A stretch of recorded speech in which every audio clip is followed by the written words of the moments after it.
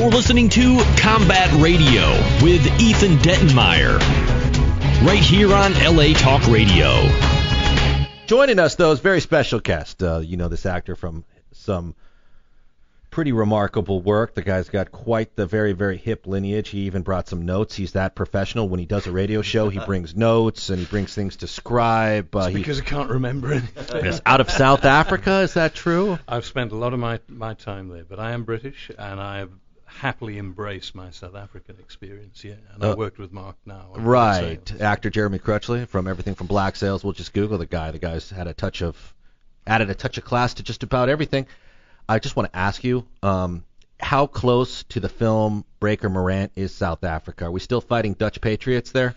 Have we stomped on them yet? Yes, that's done. You know, the why don't you, thing. Jeremy? Let me interrupt you. Why doesn't the star of Black Sails wave to our Instagram followers real quick? Hello. There he is. Instagram followers. These are not to look cool, so I can focus on where the microphone is. Master Thespian Jeremy Crutchley from Black Sails. All right, back to the Boer War we're still fighting 100 years after Breaker Morant took place. I think things linger in people's bone memory, and somewhere, there's always someone still fighting that war. There are still restless spirits wandering around battlefields. And it doesn't help when they make a classic movie and play of the incident. It's pivotal incident within it. I'm stirred by those things because I think the universal experience that comes out of that, we're still fighting wars, whether it's placed 100 years ago, 1,000 years ago, or right now. The feeling still kind of, we're still working it out somehow, And that's an inspirational movie. It goes beyond just. Isn't that history. A great film? It's a great film to just watch the actors work in it, because courtroom dramas, that's tough. It's tough to keep it moving. It can be very mundane and very neutral, very quick. So it's tough to. And one of the things I like about it is the cinematography. I remember sitting with Dennis Maloney, who got, did a lot of works for DreamWorks, got an Oscar nomination for The Contender with Gary Oldman, and we were watching that film, and he just suddenly jumps and goes, "That's the first time I've seen an actor stand into the frame like that," because it was an up angle, and Jack Thompson stands up to object, and he goes, "I've never seen an actor jump in." Or maybe it was the first time he noticed it, but he's got a very keen eye. But it was funny, we were watching that going, what a clever way to, shoot an objection.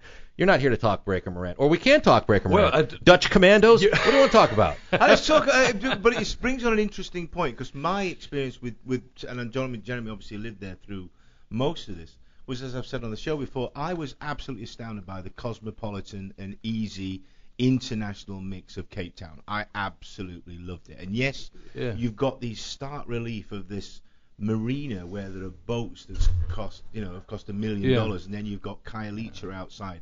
We had Hannah in last week, and Hannah was talking about her work with the orphanages and stuff like that. But as an example of how a society can evolve and change and integrate and be successful and well ordered, I thought Cape Town was a model that could be used throughout Africa. Well, it's great to hear you say that. Not everyone's able to distill that perception in relatively such a short period of time of being there and working as intensely as you certainly were. And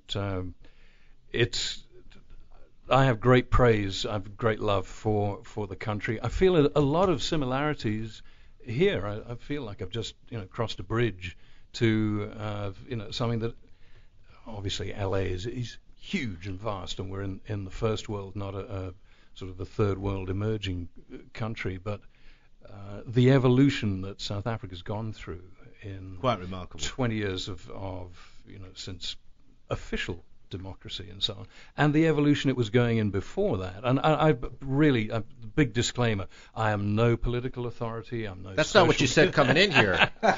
You said you're starting your own political party, and that there's going to be big changes in South Africa. What is with this talk now that we're on the radio? Well, I lied.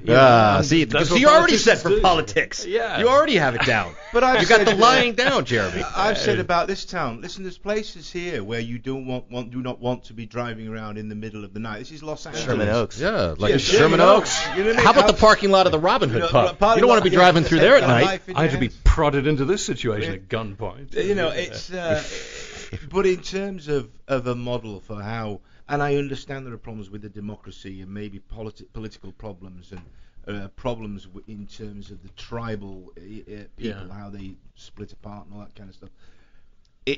For me as an experience, it was a really eye-opening experience. The last time I was in Africa was in the 70s, and it was a different continent. We have a lot to talk about. We can get into the political climate of South Africa. I want to first reassure you that this interview will not ruin your career. I know you're nervous. I know that I can see you have your concerns. I'm not used to talking this openly on radio. Don't worry.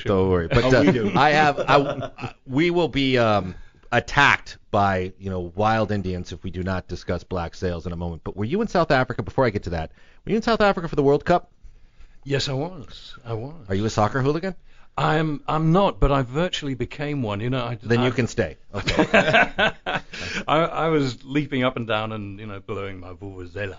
You were one of them. Oh man, jeez! It was television audiences across the globe hate you, but it's fun when you're in the stadium. Right. You just get swept up in that atmosphere, and it's great. I'm so not a sports guy. I was like the last guy ever to be chosen for on the team. Right. Short, weak, white, snowballs. Come on now.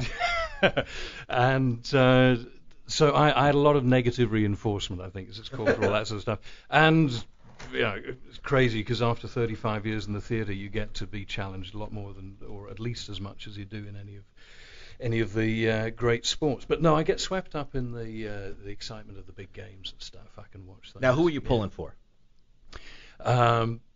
What you mean, sports-wise? Yeah. You're out there. You've got your horn. You're I get torn, because my family came from Wales, so I was root for the Welsh, England when they're on, but. I love it when I see South Africa getting up there. Everyone was pulling for them. But then, I like it when I see Iceland playing, and they get worked up because all they want to do is beat, I think, Sweden.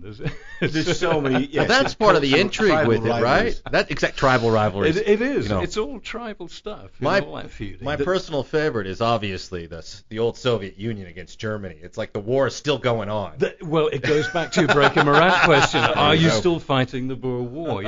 What are those old rivalries? They're coming up, but now Britain it can be France, done. Yeah, Ireland and France, or Ireland and Britain. It's all good. It's usually the Scots, Irish, the Welsh, and the French really want to just destroy the English. That's all. It's what it comes down to. See what an empire will really get you in the end on the soccer pitch. It's never forgotten. It's rollerball. It is rollerball. It is rollerball. We can do it in the safe environment of the sports stadium, where no one will get hurt. I want to just put a little quotes around safe environment. You need to spend a little bit more. You need to log a few more hours in a soccer stadium, Jeremy.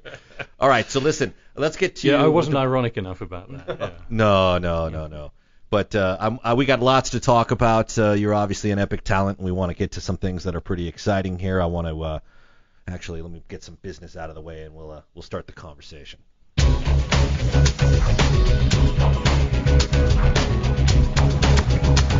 You're listening to Combat Radio with Ethan Dettenmeyer, right here on LA Talk Radio.